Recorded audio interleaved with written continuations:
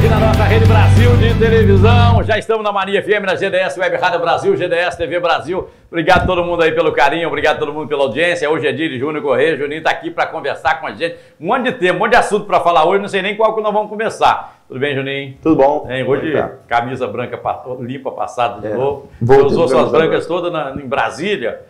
E aí semana passada só tinha preta. Só tinha preta e azul, né? Azul usei na segunda e a preta usei na terça-feira. Deixa eu começar com você com um tema leve, mas para a gente começar devagar e depois a gente vem para um troço mais polêmico, né? A questão do aborto lá no Supremo Tribunal Federal, qual é a sua posição com relação a isso? A igreja vai fazer, inclusive, um movimento dia 12, né? É um movimento nacional. Cachoeiro, inclusive, vai ter uma missa na Praça Jerônimo Monteiro, para levantar essa discussão. Claro que a igreja se posicionando contra, o Supremo analisa um pedido do PSOL, que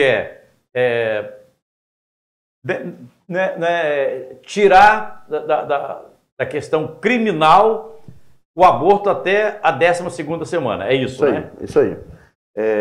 Bom, para as pessoas entenderem o que está acontecendo, é o seguinte... No Brasil sempre se discute essa questão de aborto, né? E sempre levanta essa questão, né? Quem é a favor, principalmente, sempre levanta. Só que nós temos uma cláusula pétrea na Constituição, ou seja, o que é cláusula pétrea? Existem alguns artigos na Constituição que eles não podem ser mudados de forma alguma. Né? Quando foi feita a Constituição, lá em 1988... Para mudar tem que fazer uma outra Constituição. É isso aí. Quando foi feito em 1988, os constituintes escolheram, eles definiram, tais artigos são cláusulas pétreas, ou seja, não podem ser mudados. Todos os outros artigos da Constituição, se for mudar, você faz a tal da PEC, né? Que é o projeto de emenda à Constituição. Que aí você vai alterar aquilo que está na Constituição original. Mas as cláusulas pétreas nem com PEC. Para mudar, como você falou. Porque o que é a Constituição? A Constituição é uma lei. Né? Tanto é que é a lei mais importante do país, porque ela rege como é que eu posso dizer? Ela rege a política do país. Né? Se vai ser democracia, se não vai. Se vai ser república, se não vai. Se vai ter deputado, se não vai. Se vai ter presidente. O que está lá na Constituição tem que ser respeitado. Tem que ser seguido de qualquer maneira. Tem que ser seguido. Beleza. Por isso que as câmaras municipais, as assembleias, quando vão votar algum projeto de lei, aí tem que ser analisado, aí a comissão de Constituição e Justiça, que deveria funcionar, nem que sempre funciona, mas deveria funcionar, ela existe para isso. Olha, essa lei não pode, por quê? Porque ela é inconstitucional. É isso aí. E quando é inconstitucional, a lei... Para você ver, da hierarquia das leis, a Constituição está sobre todas as outras. Se existe alguma lei fora da Constituição, vamos supor que eu vou legislar aqui em Cachoeiro uma lei que está em desacordo com uma outra lei já existente. Se eu botar um artigo dizendo que todas as disposições em contrário serão revogadas, a lei anterior está revogada. Porque lei tem o mesmo peso. Agora, a Constituição tem uma coisa interessante que eu acho que é bom a gente clareando para as pessoas de casa entendendo. Isso é bom, né? Nós ouvimos o Bolsonaro falar, e aí eu não questiono se ele estava jogando dentro ou fora, não é esse o questionamento. Mas o Bolsonaro falava muito o seguinte, olha, eu estou jogando esse meu jogo, eu estou dentro das 4 linhas. O que ele estava dizendo? Eu estou dentro da Constituição, não estou fora. É isso? É isso aí. Quando ele falava as 4 linhas, ele está dizendo, olha, isso aqui está dentro das 4 linhas, eu não saio das 4 linhas. Ele está dizendo isso, aqui era porque, olha, eu não estou fora da Constituição, eu estou dentro da Constituição, que é a lei maior. Ele pegou o termo que é do futebol, né? Jogar dentro das 4 linhas, né? Que era do estádio, aí falou, estou dentro das 4 linhas da Constituição, ou seja, como é que o jogo é jogado na Constituição? É assim? Então a gente tem que seguir exatamente. Assim. Bom, então, existe uma cláusula pétrea que que a vida é um valor inegociável, ou seja, não está escrito exatamente assim. É porque eu me esqueci agora exatamente como está escrito. Mas, dentro da cláusula pétrea, está lá que a vida ela tem que ser respeitada desde a sua concepção. Beleza. Só que, o PSOL, aí eu estou falando do PSOL porque foi o PSOL que fez, né, o pedido para a STF, como eles não conseguem passar via Congresso, qual é a tentativa deles? uma tentativa interpretativa. Por quê? Uma coisa é você criar uma PEC para poder liberar o aborto no Brasil. E não vai conseguir porque é cláusula pétrea, como eu falei.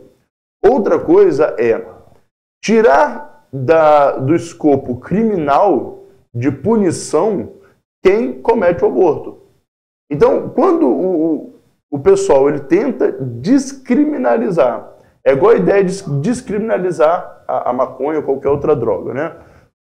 O argumento inicial sempre é, por exemplo, na maconha, descriminalizar a maconha para fins medicinais. Tá, só que a partir do momento que descriminaliza para fins medicinais, eles sabem que vai ter uma interpretação futura, abrindo brecha para que pessoas possam plantar e se vender eventualmente. A gente já tem aí a decisão do Supremo Tribunal de que quem tem 60 gramas de maconha não é mais traficante. Então, ou seja, se você descriminaliza num ponto, usuário. Como é que depois você consegue regulamentar isso? É difícil.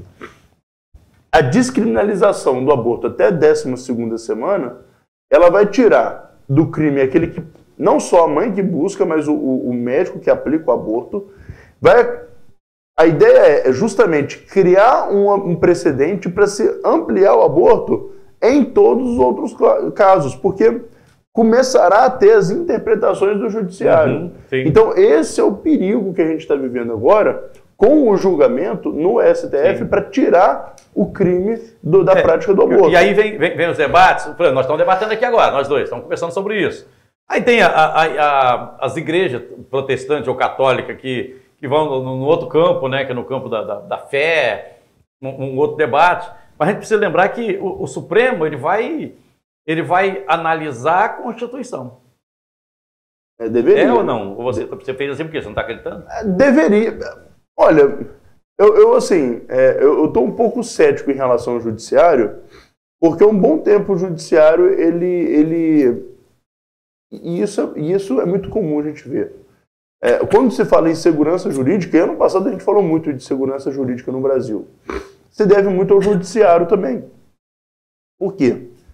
Porque o judiciário, com o seu poder interpretativo, de interpretar a lei, ele acaba mudando a legislação com uma frequência muito grande. Muitas decisões, isso no meio empresarial, isso é muito ruim, a gente vive muito isso. Muitas decisões que lá no passado foram interpretadas de uma maneira, às vezes o deputado faz uma lei, foi aprovado. Aí todo mundo segue a lei do jeito que foi aprovada. Passados 5 anos, um ministro interpreta a lei de outra forma. Caiu. Muda totalmente. Muda totalmente. 5 anos depois, um outro ministro interpreta de outra forma. Aí aquele primeiro-ministro vota a favor desse outro ministro. Então, existe uma mudança muito grande no Brasil de interpretação. Agora, por isso que eu falo com você que às vezes eu fico cético em relação ao STF na hora de julgar, porque eles deveriam seguir a Constituição. Seguindo a Constituição, eles não podem nunca aprovar a DPF 442, né? E aí você falou que as igrejas estão se mobilizando. Está tendo uma mobilização não só de igrejas, mas de muitos movimentos independentes da sociedade contra a DPF, porque, gente, vamos lá, quando a gente fala de aborto, a gente não está falando só de um preceito religioso. É claro que eu também sou contra o aborto por uma questão religiosa. Eu entendo que ali nós temos um filho de Deus, uma pessoa que foi escolhida por Deus para exercer uma missão aqui na Terra. Mas também por uma questão filosófica, porque ali já existe uma vida e toda vida ela tem que ser preservada. Toda vida ela tem que ser preservada desde a sua concepção. Toda vida ela é um preceito fundamental. Se a gente relativiza a vida, porque é um feto, porque é um embrião. Feto e embrião é apenas a fase, uma das fases do desenvolvimento humano. Se eu relativizo a vida do feto ou do embrião por conta de uma fase, porque tem 12 semanas, tá, mas eu tive 12 semanas, Parraro teve 12 semanas, todo mundo teve 12 semanas um dia. É uma fase da nossa vida. Quando a gente relativiza, aí é o perigo que eu falei aqui da interpretação. Relativizou até a 12ª semana. Vai chegar um momento, porque foi assim nos Estados Unidos e lá na Europa. relativizou a 12ª semana porque fala que não tem ainda o sistema nervoso. Aí depois vai para até o dia de nascer, a 40ª semana. Ah, não, é porque ainda não nasceu, então só depois que nasce que é vida. Aí chega o ponto de abortos em que a criança está no momento de nascer e a mãe quer o aborto. Quando a cabeça da criança sai, porque se a cabeça da criança apenas saiu, ainda não é considerado nascimento. Ela tem que ter mais de 50% do corpo fora da mãe para poder considerar nascido. Olha só o que acontece em alguns casos na Europa e nos Estados Unidos. A cabeça da criança termina de nascer, o médico simplesmente degola a criança. Degola, descarta e depois tira o restante. Então, olha o absurdo que nós estamos deixando acontecer no Brasil. Olha o absurdo que o STF pode, por uma interpretação, uma vaidade da Rosa Weber, que vai se aposentar agora, essa mulher, sabendo que ia se aposentar, botou em pauta, votou a favor, porque depois ela vai ficar com o dinheirinho dela na casa dela e vai estar tudo bem. Ela não está nem aí para a história do Brasil. Agora, quem vai sofrer vai ser as nossas mães, porque a consequência do aborto pega da mulher de uma maneira absurda e vai ser as nossas crianças. E o que fica claro é o seguinte, a manifestação popular, a opinião popular, ela influencia na decisão, qualquer setor da justiça, seja no Supremo, seja em primeira, segunda instância. Daí a importância desse movimento. Quando eu falo de movimento, gente, é o seguinte, quando você não concorda com tal fato, você deve promover a sua manifestação, sim. Você que é contra a aprovação dessa lei, você deve se manifestar. E você que é a favor também, se manifesta. Não tem problema nenhum, manifesta, porque isso vai ser votado, aprovado ou não, mas isso vai ser votado. A gente só precisa lembrar, Juninho, que no Supremo, ali não tem ninguém de Marte, tem a pessoa da sociedade. Então ali tem o ministro católico, tem como é que o Bolsonaro falava? O radicalmente crente. Radicalmente tem o evangélico. Radicalmente evangélico. Tem lá também os evangélicos. Então, essas entidades têm seus representantes lá no Supremo Tribunal Federal.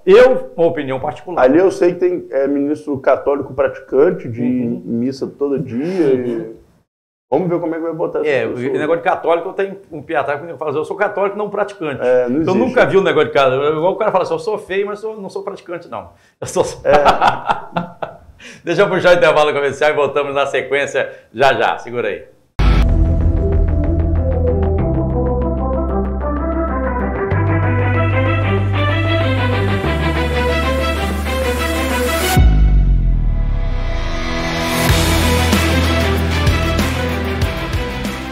Vamos seguindo aqui com o nosso programa no oferecimento de Cofrio, sabor a toda a prova. A mortadela Cofrio é deliciosa, cheirosa, com aquele tempero muito especial. Pensa naquele pão de sal crocante, aquela mortadela da Cofrio especial nesse pão, refrigerante gelado, um suco gelado, família reunida, bom demais, né? Muito gostosa, muito especial. Leve para casa Cofrio, sabor a toda a prova com a gente aqui no programa. Hoje é dia de Júnior Corrêa, conversando com a gente. Fechamos a questão do aborto aqui, então você é ferrenho aí nessa campanha. Eu sou ferrenho contra o aborto por uma questão lógica, né? Não tem como. A gente tem que pensar sempre o seguinte, eu desejaria isso para mim, né? E isso não é uma argumentação rasa, não. Ela é muito mais profunda do que as pessoas imaginam, porque é até como é que o católico um pensamento fala como católico. Kantiano. Não, eu estou pensando em filosofia agora, é Kant. Kant ele tem uma forma de pensar muito, muito prática. O imperativo kantiano é nesse sentido. Isso eu desejaria para mim. E aí depois que ele pensa, eu desejaria isso para mim. Tá, eu desejo. Agora, se eu pegar isso que eu desejo para mim, se eu estender a toda a humanidade, isso faria bem para a humanidade? Se não, então, meu amigo, é porque realmente deve ter algum problema ético aqui. Enquanto católico, nós temos uma noção muito clara de que o valor da vida é desde a concepção, porque desde a concepção... Primeiro, porque Deus já sonhou com cada um de nós antes mesmo de toda a criação. Porque Deus é perfeito, ele é onisciente, então, por saber de todas as coisas, ele já sonhou e já sabia de cada um de nós que estaria passando pela face da terra. E ele deu planos, ele criou objetivos para cada um de nós antes mesmo de nos criar. Quando a gente mesmo sabendo que muitos seriam abortados, ou seriam assassinados, ou seriam ceifados antes. Mas ele tinha um objetivo. Por quê? Porque Deus, quando cria a humanidade, ele não cria a humanidade para o pecado, ele cria a humanidade para o amor, ele cria a humanidade para nos amar, ele cria a humanidade para a abundância dos bens que ele criou na terra para a gente. Então, quando ele cria esses objetivos por nós, desde antes de nós sermos criados, ele já nos ama. Então, a partir do momento da concepção, ali existe um ser humano completo. Corpo, alma, em unidade. A minha pergunta era exatamente essa. O ser humano ali, é isso. No momento da concepção, no momento da concepção, ali tem uma alma, ali tem um espírito, ali tem... Ali tem uma alma. Porque, a partir do momento... O que faz um óvulo se tornar um ser humano? Biologicamente, é com a união do espermatozoide com o óvulo. Nessa união você cria um zigoto ali que vai começar a fazer, se torna ali também um ser humano, porque se torna uma célula com 23 pares de cromossomos, e ali vai acontecendo a divisão celular até se formar um tecido. Biologicamente é isso. Agora, aos olhos da fé, isso só acontece, essa divisão ela só acontece porque existe uma ação divina diretamente ali, porque a partir do momento que o óvulo e o espermatozoide fecunda, a alma da pessoa é criada e permite. A alma é esse impulso querido por Deus, que aquela célula possa se tornar um tecido e possa se tornar um ser humano adulto como eu, como o Parraro, ou um ser humano com 12 semanas no ventre de uma mãe. Então, a partir dali, por ação divina... Quando acontece o aborto na visão católica, quando acontece o aborto, interrompe, por exemplo, uma gravidez na 10ª semana. Em qualquer fase, é um assassinato. O que acontece com a alma, com o espírito? Morre igual a gente, morre igual a gente. Ah, tá, a alma acaba ali. Não acaba ali. Ela vai para o céu, vai para o inferno, não vai para o inferno. A alma da criança, como ela não passou pelo batismo, não foi pagada pelo pecado original, antigamente, na Idade Média, pensava-se que ia para o limbo, né? Uhum. Mas o que é o limbo hoje pensado? É justamente o purgatório, porque aquela criança não teve intenção em pecar gravemente. Ela foi manchada pelo pecado da humanidade. Então ela precisa passar pelo purgatório para poder alcançar a salvação. Uhum. São chamados santos inocentes. Eu fiz essa pergunta por quê? Porque o católico, essa é a linha de pensamento do católico, é a mesma linha de pensamento dos evangélicos. A linha espírita é uma outra linha que acredita... Tirando a parte do purgatório, que só a doutrina católica e espírita acreditam, os evangélicos não acreditam. Isso. O espiritismo acredita na reencarnação, que ali foi alguém... Mas eles acreditam no purgatório também. Isso, que foi reencarnado. Se no momento que tem você interrompe a gravidez, você interrompe a encarnação daquele espírito, que volta e vai levar anos depois para reencarnar de novo. Uhum. Eu acho que essa discussão é interessante, porque nós estamos falando daquilo que a gente acredita e naquilo que a gente tem de mais puro. O que o ser humano tem de mais puro é a sua fé. Porque ele tem de mais sagrado é aquilo que ele acredita na fé. E aí, por isso que eu acho que vai acontecer... E aí é importante que a imprensa debata isso, converse sobre isso, porque na hora da votação, que está aqui na porta, não é isso? Aqui. Já começaram a votar. Já começaram a votar. A Rosa Weber foi a primeira que votou a favor. Né? Ela foi relatora, relatora, né? Então relatora e votou. No relato dela, ela coloca o texto lá para ser avaliado, mas ela vota a favor. Daí a importância da manifestação das pessoas que devem se manifestar. E, inclusive, gente, quando eu falo, esse é o meu papel não é um papel aqui de dizer, olha, você precisa se colocar contra. Não, tem quem é a favor também se posiciona. Eu acho que democracia é isso. Isso é democracia. E a democracia, ela permite também isso. Você pergunta, você é a favor? Claro que não. Até me dói falar isso. Eu sou obrigado a falar, mas é importante que isso seja debatido, seja discutido. Em Cachoeiro, dia 12 que vai acontecer a missa. O que acontece? No Brasil, o dia 8 de outubro é considerado o dia do nascituro. Inclusive, quando eu estava em Brasília, o texto do senador Girão foi aprovado na Comissão de Direitos Humanos para que se torne calendário oficial do Brasil o dia do nascituro, dia 8 de outubro. E a semana do nascituro aqui antecede o dia 8. Só que nós católicos temos o dia 12 de outubro, dia de Nossa Senhora Aparecida, que é a padroeira das crianças. A gente considera Nossa Senhora padroeira da humanidade toda, mas Nossa Senhora Aparecida em especial a das crianças. Por isso que é o dia das crianças aqui no Brasil. Então, alguns grupos de católicos e até mesmo não católicos também são convidados a participar, porque é uma pauta muito maior do que denominação religiosa. Então, no dia 12 de outubro vai haver algumas manifestações em Cachoeiro de Itapemirim. Nesse dia 12, e aí não faz parte desse movimento que tá sendo organizado, mas às 8 horas da manhã, fiquei sabendo ontem, vai ter um terço na Praça Jerônimo Monteiro, diante da imagem de Nossa Senhora das Graças, que tem ali perto daquela escada que subia para a Câmara. O Padre Bruno, o pároco, vai estar ali fazendo a oração do Santo Terço às 8 horas da manhã. Às 9 horas tem missa na Catedral e às 10 horas terá uma manifestação ali na Praça Jerônimo Monteiro contra o aborto, a favor da vida no nosso país e contra a DPF. Então, se você que é contra o aborto também, a favor da vida, quer mostrar a sua voz, quer ser ouvido, participe no dia 12, às 10 horas da manhã, ali na Praça Jerônimo Monteiro.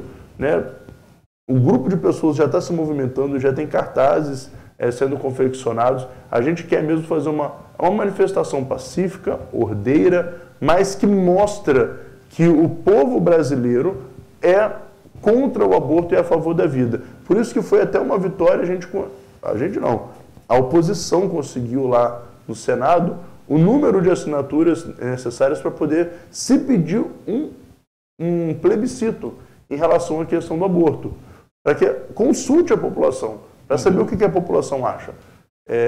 E eu tenho certeza que a gente vai ver da população brasileira uma massa enorme de gente que é contra o aborto. Vão ter uma minoria a favor, né? A gente só precisa lembrar que nós estamos discutindo aqui, gente, um pedido do pessoal numa interpretação da Constituição Federal que vai ser analisada pelo Supremo Tribunal Federal. É isso que nós estamos falando, né? Mas a manifestação é importante porque, até para mandar um recado para o Supremo, que o povo brasileiro está preocupado com isso. Está preocupado. Está preocupado com isso. Está muito preocupado com aquilo que eles vão votar lá. E a CNBB ela tem se movimentado desde 2018, quando começaram as primeiras audiências públicas sobre esse caso. A CNBB ela tem se movimentado, ela tem se manifestado e ela também tem feito o seu trabalho para poder não permitir que essa DPF possa ser aprovada. Então, deixa eu voltar num assunto aqui, então. Acho que aqui a gente encerrou essa questão aí. Se for o caso, a gente volta, porque é um tema muito importante. Se for o caso, semana que vem, outro dia, a gente volta a debater isso, volta a falar sobre isso, que é muito importante. Eles tentam de toda forma maquiar como se o município de Cachoeiro estivesse às mil maravilhas, coisa que a gente sabe que não está. A gente sabe que todo governo tem problemas, tem dificuldades e tem acertos. Sim. Mas existem alguns erros que acontecem na administração pública que não são perdoáveis, no sentido de que nós estamos mexendo no bolso das pessoas. Quando a gente fala de uma obra... No bolso e na vida de todo mundo, né? Isso aí. Quando a gente fala de uma obra tão grande, tão importante como essa, uma obra milionária, que está impactando a vida de vários comerciantes, comerciários, de diversas pessoas que trabalham ali naquela região. E que não é só o dono do comércio, é o cara que trabalha no comércio que sofre. Então é um impacto tão grande que é um descaso muito grande não ter uma equipe altamente competente para se fazer um projeto e para se executar um projeto de maneira, no mínimo, excelente. Porque, cara, toda vez que se refaz projeto, é dinheiro público indo para o ralo. Esse negócio de que, a empresa ela vai refazer porque está no contrato, então ela tem que dar garantia. Beleza, mas depois que ela terminar essa garantia dela, ela vai falar o que faltou dinheiro para terminar o restante, vai pedir aditivo. Aí é aditivo e mais aditivo que vai ser feito até terminar de pagar a obra, e ano que vem tem eleição, gente. Não vamos ser inocentes. É brincar com dinheiro público. O prefeito fala muito, ah, eu não sou engenheiro, o engenheiro que sabe o que está fazendo. E aí, nessa questão, ele não está errado. O erro dele está o seguinte, é ele não ir lá, ou o secretário dele, ir lá e verificar, porque eu não sou engenheiro. E a primeira vez que eu passei lá, eu falei, gente, o troço está errado. Vai chover e vai entrar água na loja. Falei, eu vou naquela rua direto, estou ali todos os dias, converso com meus amigos, e todo mundo falava a mesma coisa. Resultado, tiveram que baixar. Aí baixaram. Passei lá, falei, gente, está errado de novo. Esse bueiro aqui está mais alto. Tá mais alto do que o nível da rua. Significa que vai empoçar água aqui, a água não vai... Aí é uma coisa assim, louca. Você está falando aqui no aspecto econômico, dinheiro, e isso, claro, é dinheiro público, tem que ser... é sagrado, tem que ter cuidado com isso. Mas tem a questão do seguinte, as lojas, os lojistas ali que já sofrem, deixaram de vender, sofrendo muito, eu converso, tem gente chorando comigo. Agora, desde a pandemia. Falou, se fizer agora no Natal, aí acabou de vez, aí arrebentou de vez, aí acabou, né? Assim, eu não quero acreditar que existe dolo por parte de qualquer um ali no governo querendo realmente prejudicar. Eu não quero acreditar, eu não acho que seja isso. Mas é falta de competência mesmo. É falta de competência. Porque quando o prefeito fala comigo, porque ele fala com todo mundo que ele não é engenheiro, que ele confia nos engenheiros e no cronograma. Só que, poxa, se ele acompanhasse, ele veria que eu acompanho lá com os comerciantes, eu escuto e eles me mandam mensagem. Eles falam, Juninho, o engenheiro esteve aqui hoje, a gente questionou para ele como é que vai ser. Nem ele sabe o que vai acontecer. É essa a questão. Nem ele sabe para qual caminho vai seguir a obra.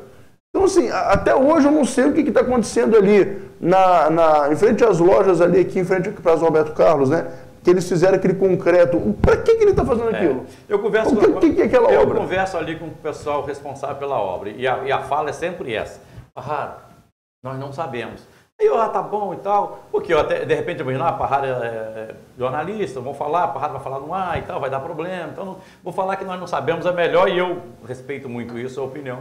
Mas agora, como isso é falado para todo mundo, eu acho que realmente eles não sabem. Estão trabalhando na obra e não sabem. Eles estão. Eu já falei isso no início do mandato. O governo atual é o governo do improviso. Vai indo no improviso. E parece que as obras estão indo no improviso. É feito um processo de licitação para uma obra e depois tem que fazer aditivo porque tem que consertar no improviso. Aí os engenheiros iniciais já não sabem qual vai ser o resultado final. Porque uma coisa foi pensada, no início foi pensada uma coisa e no processo já mudou totalmente, né? Isso é falta de respeito com o recurso público. Exatamente. Aí eu concordo, olha, é preciso confiar no engenheiro e tal, mas na hora de contratar tem que exigir engenheiros competentes para isso. Quando eu falo, gente, olha, falta competência, eu não estou agredindo ninguém. Falta competência quando você não tem capacidade para exercer tal função. Eu, por exemplo, falo, Parrara, você tem competência para calçar uma rua? Não, eu sou incompetente para calçar uma rua, porque eu não tenho competência para tal coisa. É disso que eu estou falando. E aí está provado que para essa obra aí, o impacto na vida das pessoas é muito grande. Juninho, obrigado. Um abraço para você. Ótimo dia para você. Boa sessão na Câmara Municipal. Obrigado. Bom dia para você também. Fechando o nosso programa aqui na Rede Brasil de Televisão. Para você, um grande beijo. De volta amanhã, se Deus quiser. Tchau, gente. Tchau, Brasil.